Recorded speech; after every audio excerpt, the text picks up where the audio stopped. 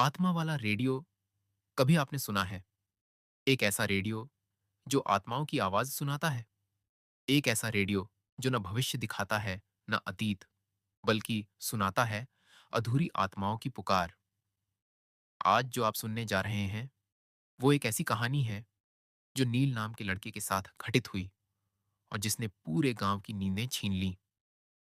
बडेरिया गांव, शांत हरियाली से घिरा हुआ, जहां जिंदगी धीरे चलती थी और कहानियां फुसफुसाहटों में जीती थीं। यहां रहता था नील, 17 साल का एक सीधा सादा लेकिन जिज्ञासु लड़का। उसे पुरानी चीजें इकट्ठा करने का बहुत शौक था। पुराने कैमरे, घड़ी, ग्रामोफोन। और फिर एक दिन उसे मिला एक पुराना रेडियो। नील उसे अपने कमरे में रख देता है। रात के 2 बजते हैं और अचानक रेडियो ऑन हो जाता है। कोई धुन नहीं, कोई गाना नहीं, बल्कि एक औरत की धीमी, कंपाती आवाज। मैं सुन रही हूं, तुम मुझे सुन पा रहे हो। मैं अधूरी हूं, मेरी कहानी अधूरी है।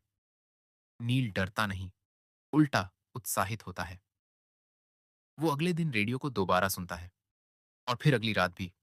हर रात वही आत्मा कोई नई कहानी सुनाती है। एक रात आवाज कहती है, कल तेरे घर के पास एक मौत होगी। नील हंसता है, लेकिन अगली सुबह रमेश काका, उसके पड़ोसी, सीढ़ियों से गिरकर मर जाते हैं।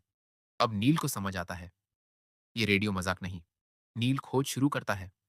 वो गांव के पुराने लोगों से बातें करता है, पुराने रिकॉर्ड्स खंगालता है और पता चलता है 1954 में गांव की एक लड़की शांति को डायन समझकर जिंदा जला दिया गया था।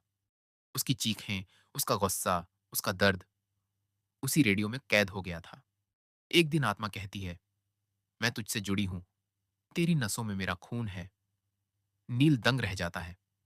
उसे पता चलता है शांति उसकी दादी की बहन थी। अब नील के लिए ये रेडियो कोई रहस्यमयी चीज नहीं, बल्कि उसके परिवार की अधूरी कहानी बन चुका था। आत्मा सिर्फ एक बात चाहती थी, मुझे निर्दोष साबित करो, मेरी राख को सम्मान दो। नील गांव वालों को इकट्ठा करता है, सबूत देता है, पुराने दस्तावेज, रिपोर्ट्स, और अंत में शांति की अस्थियों का सम्मानपूर्वक अंतिम संस्कार होता है। रेडियो की आवाज धीरे धीरे कम हो जाती है। आखिरी शब्द सुनाई देते हैं, अब मैं जा रही हूं, शुक्रिया बेटा। और उसके बाद रेडियो हमेशा के लिए चुप हो जाता है। नील अब बड़ा हो चुका है, लेकिन वो रेडियो अभी भी संभाल कर रखता है। वो जानता है हर कहानी का एक सच होता है, बस कोई सुनने वाला चाहिए। अगर आप भी मानते हैं कि हर आत्मा की एक अधूरी कहानी होती है, तो इस वीडियो को शेयर जरूर करें। और हाँ, अगली बार जब रेडियो अपने आप चलने लगे, तो जरा ध्यान से सुनिए। हो सकता है कोई आपसे कुछ कहना चाहता हो। वीडियो अच्छा लगा हो तो लाइक करें, कमेंट में रेडियो लिखें और चैनल को जरूर सब्सक्राइब करें।